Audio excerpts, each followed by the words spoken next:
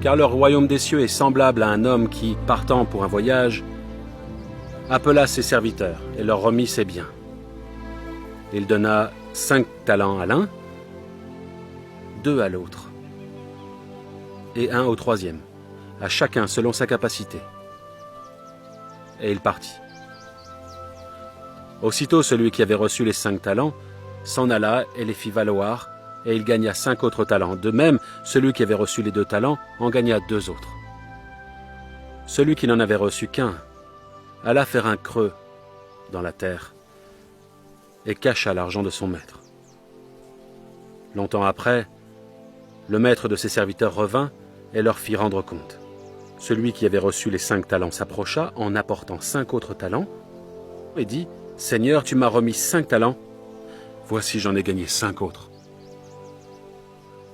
Son maître lui dit « C'est bien, bon et fidèle serviteur. Tu as été fidèle en peu de choses, je te confierai beaucoup. Entre dans la joie de ton maître. »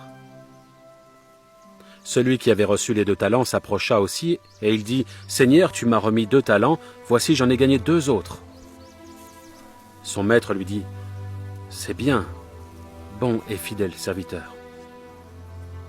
Tu as été fidèle en peu de choses, je te confierai beaucoup. Entre dans la joie de ton maître. » Celui qui n'avait reçu qu'un talent s'approcha ensuite.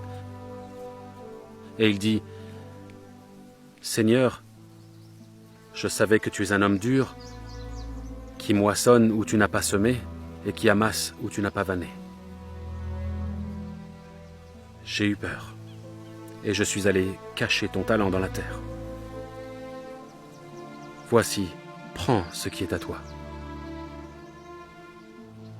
Son maître lui répondit « Serviteur méchant et paresseux, tu savais que je moissonne où je n'ai pas semé, et que j'amasse où je n'ai pas vanné.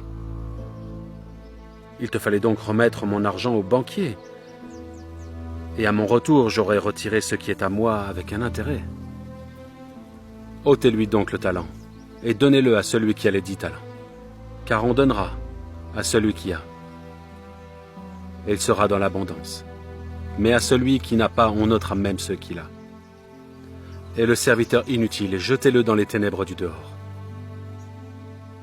où il y aura des pleurs et des grincements de dents. »